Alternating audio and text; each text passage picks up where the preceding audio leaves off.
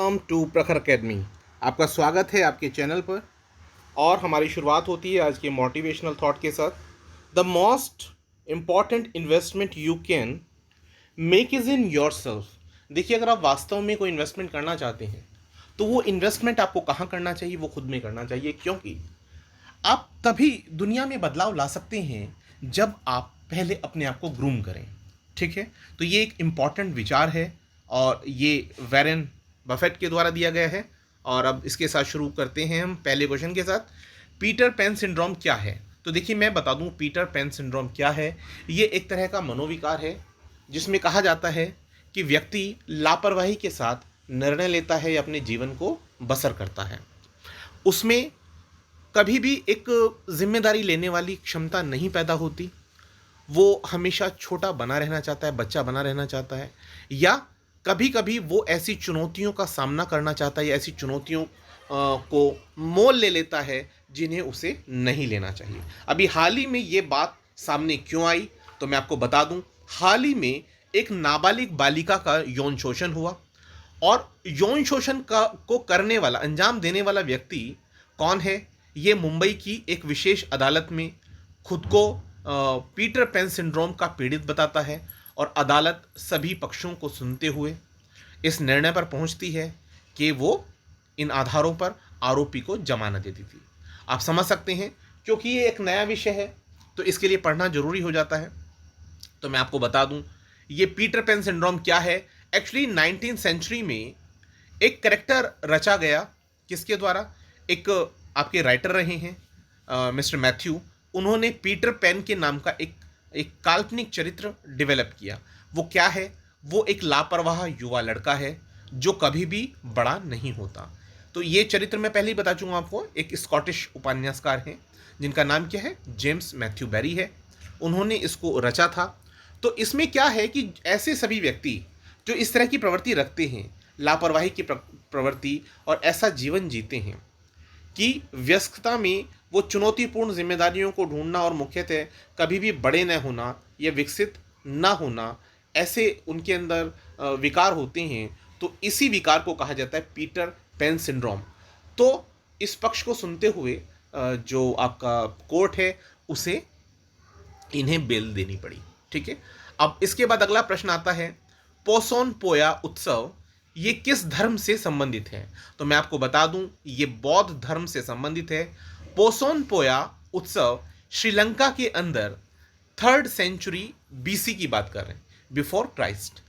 3री शताब्दी ईसा पूर्व में जब बौद्ध धर्म का आगमन हुआ था। तो आपको याद आ रहा होगा कि जो अशोक थे, सम्राट अशोक, तो सम्राट अशोक ने अपने पुत्र महेंद्र और संघमित्रा जो डॉटर थी उनकी, उन दोनों को अलग अलग देशों में भेजा था, और भी लोगों को भेजा गया था कि बौद्ध धर्म का प्रचार प्रसार किया जाए।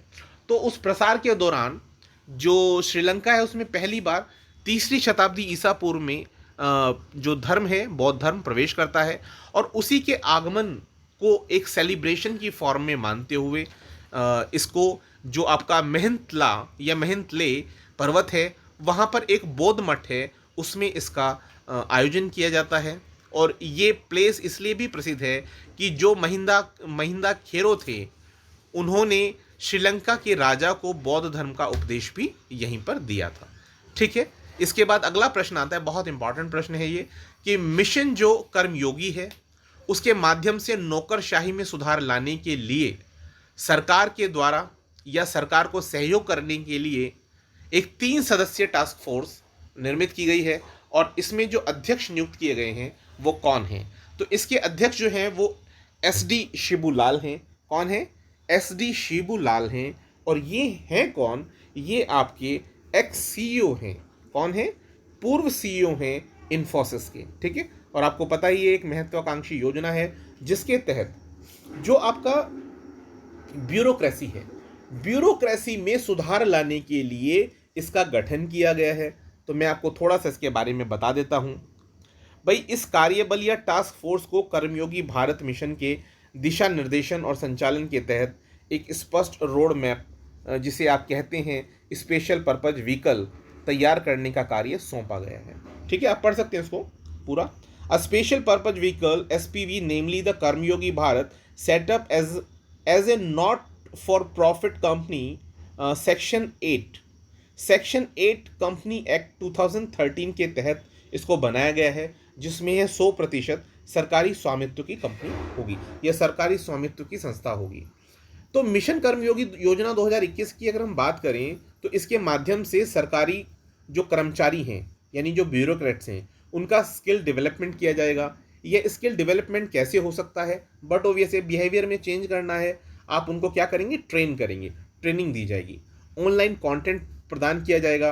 और इस योजना के अंतर्गत ऑन द साइट, देखिए इनका मतलब ये है कि भाई हम रोल्स की बात नहीं कर रहे हैं, हम बात ये कर रहे हैं कि भाई क्या आपको सिचुएशन के अकॉर्डिंग निर्णय लेना चाहिए, इस मुद्दे पर बात की जाएगी। तो ऑन द साइट ट्रेनिंग पर ज़्यादा ध्यान दिया जाएगा।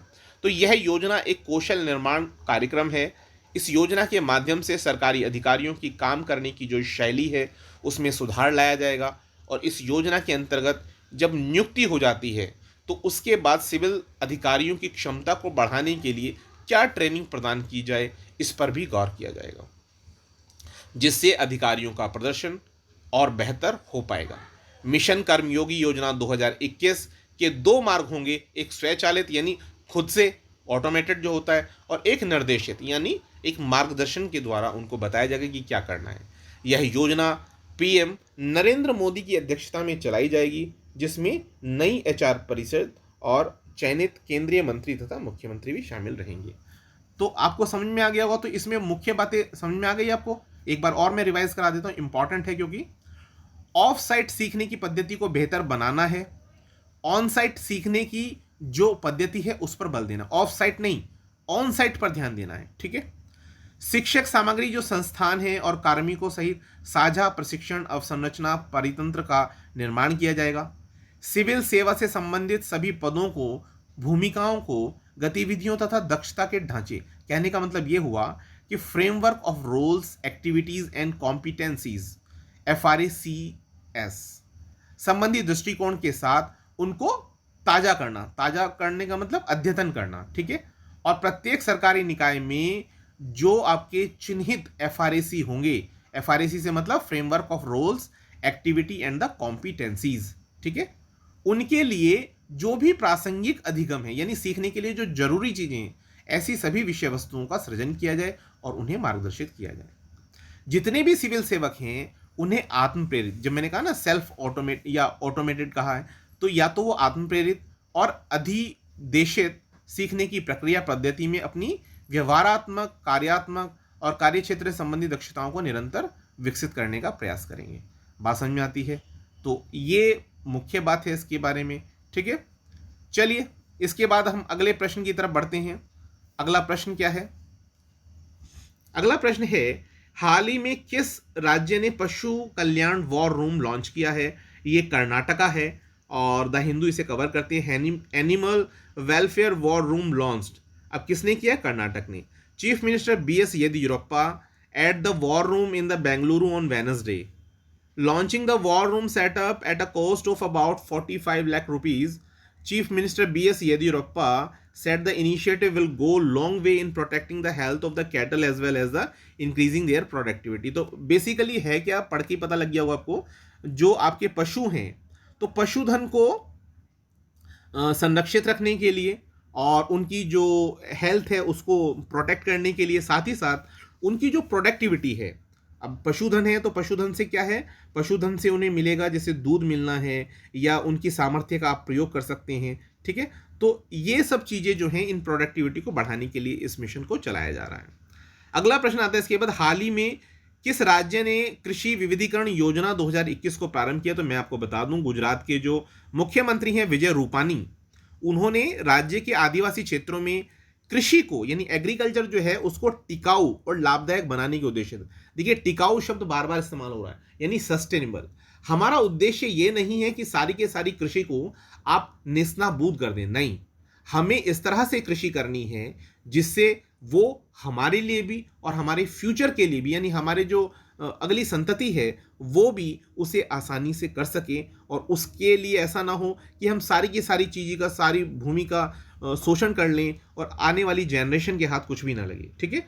तो उसके विविधीकरण योजना यानी एग्रीकल्चरल डिवर्सिफिकेशन स्कीम 2021 को वर्चुअली शुरू किया गया और इस योजना से गुजरात के 14 आदिवासी जिलों के तकरीबन 1.26 लाख यानी 1.26 लाख जो हैं, उससे भी ज़्यादा वन बंधु से मतलब जो वनों के प्रति प्रेम रखते हैं, ऐसे किसान लाभान्वित होंगे। चलिए इसके बाद अगला प्रश्न आता है, बहुत इंपॉर्टेंट प्रश्न है ये भी। ये है कि सबसे बड़े परोपकारी व्यक्ति कौन बने हैं 20वीं शताब्दी के। तो देखिए मैं आपको बता दूं, 20वीं सदी में जो सबसे बड़े आपके वो बने हैं, क्या कहते हैं उसको, परोपकारी व्यक्ति, ये एक रिपोर्ट है EdelGive Hurun philanthropist of the century के नाम से। तो इसमें जो 50 शीर्ष दानदाता हैं उसमें भारत के 2 लोग शामिल हैं। एक नंबर पे हैं कौन से, पहले नंबर पे हैं जमशेदजी टाटा। कौन है? जमशेदजी टाटा, जिन्होंने की $102 बिलियन जो है वो दान दिया है। ठीक है, रिपोर्ट किसकी है? EdelGive Hurun philanthropist. ठीक है, तो ये आपका आप जान लीजिए पहले नंबर पर कौन है, जमशेदजी टाटा हैं, और दूसरे नंबर पर जो आते हैं भारतीय वो है अजीम प्रेमजी। बिल्कुल आपने सही पहचाना, विप्रो कंपनी से, और वो 12वें स्थान पर आते हैं। ठीक है, और अगर हम वैसे बात करें 50 टॉप की, तो उसमें सेकंड नंबर पर बिल गेट्स और मेलिंडा गेट्स का जो ग्रुप था वो आता है, जिन्होंने कि $75 बिलियन खर्च किया है। बात समझ में आती है? आई थिंक इतना काफ़ी होगा इसके लिए। अब अगले प्रश्न पर आते हैं। 60वीं वर्षगांठ जो थी अंटार्कटिका संधि की, तो ये कब मनाई गई? तो मैं आपको बता दूं कि अंटार्कटिका संधि की जो 60वीं वर्षगांठ मनाई गई है, ये अभी हाल ही में 23 जून 2021 को मनाई गई। थोड़ा सा बता देता हूं इसके बारे में। जो अंटार्कटिका संधि है, ट्रीटी है, उसकी 60वीं वर्षगांठ अभी कब मनाई गई है? 23 जून 2021 को। महत्व क्या है इसका? भाई देखो, शीत युद्ध जब चल रहा था, शीत युद्ध किस किस के बीच में चला? एक तो रशिया और एक अमेरिका के बीच में। तो उस वक्त अंटार्कटिका में अपना हित रखने वाले ऐसे देश कितने थे? 12 देश। 12 देशों ने मिलकर एक हस्ताक्षर किया था संधि पर, जिसको हम अंटार्कटिका संधि के नाम से जानते हैं, जिससे किसी संपूर्ण महाद्वीप पर लागू होने वाली वो एकमात्र एकल संधि का उदाहरण है। यानी इस महाद्वीप में शामिल जो वो 12 देश थे, उन सब के ऊपर ये संधि कार्य करती थी। ठीक है, दूसरी बात, यह किसी अस्थायी आबादी वाले महाद्वीप के लिए नियम आधारित अंतरराष्ट्रीय व्यवस्था की भी नींव रखती है। मतलब अगर ऐसी कोई आबादी है जो अस्थायी है, तो महाद्वीप के लिए ऐसे में नियम बनाना, एक अंतरराष्ट्रीय व्यवस्था को बनाना, इसकी भी नींव वो रखती है। ठीक है, अब बात कर लेते हैं थोड़ा इसके बारे में कि हालांकि 1950 के दशक की तुलना में अगर हम बात करें 2020 की, तो 2020 के दशक में जो चीजें हैं वो मौलिक रूप से बदल गई हैं, आप देख ही रहे हैं। लेकिन अंटार्कटिका संधि कई चुनौतियों का आज भी सफलतापूर्वक जवाब देने में सक्षम रही है। कैसे? भाई अंटार्कटिका कुछ हद तक प्रौद्योगिकी तथा जलवायु परिवर्तन के कारण काफी सुगम्य और सुलभ है, आप देख ही रहे हैं। और वैश्विक संसाधन की बात करें तो विशेषकर तेल हो गया, और भी ऐसे कुछ दुर्लभ चीजें हैं जो बहुत मुश्किल से मिलती हैं, तो उन सब के लिए भी एक इम्पॉर्टेंट संधि रही है ये। अंटार्कटिका के विषय में चीन की जो एक मंशा है, उसे लेकर भी आप समझ सकते हैं कि एक माहौल बना हुआ है। तो चीन इस संधि में वर्ष 1983 में शामिल हुआ था और वर्ष 1985 में एक सलाहकार सदस्य बनकर रह गया। तो परिणाम स्वरूप भविष्य में किसी भी समय अंटार्कटिका में खनन की संभावनाओं पर अधिक ध्यान दिया जाएगा। इसीलिए अंटार्कटिका में खनन पर प्रतिबंधों पर फिर से विचार करना भी जरूरी बन जाता है। अब अगर अंटार्कटिका संधि के बारे में थोड़ा सा जानना चाहें तो थोड़ा सा मैं बता देता हूं इसका, कि जो अंटार्कटिका संधि है वो अंटार्कटिका महाद्वीप को केवल वैज्ञानिक अनुसंधान के लिए संरक्षित करने और असैन्यीकृत क्षेत्र बनाए रखने के लिए 1 दिसंबर सन 1959 यानी 1959 1 दिसंबर को वॉशिंगटन में 12 देशों के द्वारा हस्ताक्षर करके बनाई गई थी। ठीक है, अब ये 12 देश हैं कौन से, ये पता होना चाहिए। तो इसमें शामिल है Belgium, Argentina, Australia, France, Chile, New Zealand, Japan, दक्षिण अफ्रीका, सोवियत समाजवादी गणराज्य, नॉर्वे, ब्रिटेन, संयुक्त राज्य अमेरिका। तो इन सब देशों के द्वारा इस पर मूल रूप से हस्ताक्षर किए गए। यह संधि सन 1961 में लागू हुई थी और वर्तमान में इसमें कितने देश शामिल हैं? देखिए, पहले 12 देश थे और अब कितने शामिल हैं? 54 देश शामिल हैं। ठीक है, भारत कब शामिल हुआ, ये इंपॉर्टेंट प्रश्न है, पूछा जा सकता है। तो सन 1983 में इस संधि का सदस्य बना था। कोई पूछ ले आपसे कि भाई इसका मुख्यालय कहाँ है, तो इसका मुख्यालय कहाँ पड़ता है? ब्यूनस आयर्स, अर्जेंटीना में। ब्यूनस आयर्स, अर्जेंटीना में। आई थिंक इतना काफी होगा इसके लिए। चलिए आगे बढ़ते हैं। भारत का आधिकारिक ओलंपिक थीम सॉन्ग कौन सा है जो अभी चर्चा में है? तो इस गीत का नाम है लक्ष्य तेरा सामने है। ठीक है, और इसे लॉन्च किसने किया? इसे खेल मंत्री ने 50 सेकंड की एक वीडियो को शेयर करते हुए बताया, इसको लॉन्च किया। और इस गीत को मोहित चौहान जो सिंगर हैं उन्होंने गाया है।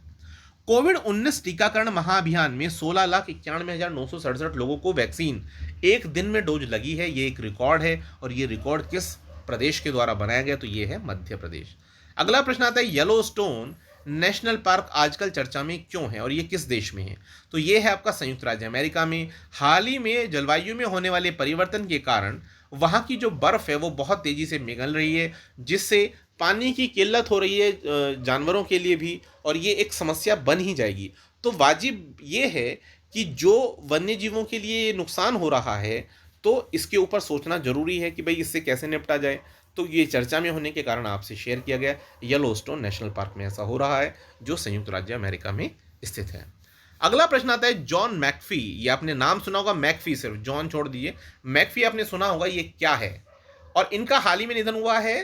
पूछा गया कि ये किस क्षेत्र से संबंधित हैं, तो मैं आपको बता दूं, ये एक एंटीवायरस सॉफ्टवेयर के निर्माता हैं। मैकफी नाम का आपने सुना हुआ एंटीवायरस के बारे में, तो उसके ये निर्माता रहे थे और अभी हाल ही में स्पेन की एक जेल में ये मृत पाए गए, मतलब एक्सपायर हो गए। ठीक है, अगला प्रश्न आता है, रोल ऑफ एक्सीलेंस सम्मान को प्राप्त करने वाला एयरपोर्ट कौन सा है? तो ये सम्मान प्राप्त करने वाला जो एयरपोर्ट है वो है कोचीन इंटरनेशनल एयरपोर्ट। अगला प्रश्न आता है इसके बाद, प्रोजेक्ट सी बर्ड क्या है? तो मैं आपको बता दूं, जो प्रोजेक्ट सी बर्ड है वो कर्नाटक के कारवार में क्या है, एक नौसैनिक अड्डे का निर्माण किया जा रहा है। उस कार्य की समीक्षा करने के लिए हाल ही में जो हमारे रक्षा मंत्री हैं राजनाथ सिंह जी, वो नौसेना अड्डे का दौरा करने के लिए गए थे, और यह निर्माण कार्य जिस प्रोजेक्ट के अंतर्गत चल रहा है उसी को सी बर्ड प्रोजेक्ट कहा जाता है। अगला प्रश्न है कि प्रोफेसर टिवाना कौन है जो चर्चा में है? तो प्रोफेसर टिवाना अभी हाल ही में ऑस्ट्रेलिया में नियुक्त होने वाले पहले भारतीय जज बने हैं। ठीक है, अगला है जायकॉब डी क्या है? तो मैं आपको बता दूं, जायडस कैडिला कंपनी के द्वारा विकसित की जाने वाली एक ट्रिपल डोज कोरोना वैक्सीन है, जिसको मान्यता देने के लिए, मंजूरी के लिए अभी आवेदन किया जाएगा। और यह वैक्सीन एक ट्रिपल डोज वैक्सीन है, जिसमें पहली वैक्सीन 28 दिन के अंतर पर और दूसरी है 56 दिनों के अंतर पर लगाई जाएगी। ये विश्व की पहली एक डीएनए प्लाज्मिड वैक्सीन है और यह वैक्सीन रूम टेम्परेचर पर भी लंबे समय तक कार्य कर सकती है, या ये कह सकते हैं कि इससे कोल्ड चेन की रिक्वायरमेंट नहीं है। जैसा आपने देखा कि कुछ ऐसी वैक्सीन्स हैं जिन्हें भारत में हम परमिशन नहीं दे पाए। रीज़न है उनके लिए टेम्परेचर जो चाहिए वो काफ़ी कम चाहिए, और आप जानते हैं यूरोप और अमेरिका की कंडीशन से विपरीत कंडीशन है इंडिया की, और यहाँ पर इतना फैसिलिटेट करना आसान नहीं है। तो ये एक अच्छी वैक्सीन है हमारे लिए। कौन बना रहा है? जायडस कैडिला। इसी के साथ आज के जो क्वेश्चंस होते हैं, आज का जो करंट अफेयर है वो समाप्त होता है सेशन, और मैं उम्मीद करता हूँ आपको कंटेंट पसंद आएगा। तो please like, subscribe and share. Thanks a lot for watching this video. Have a good night.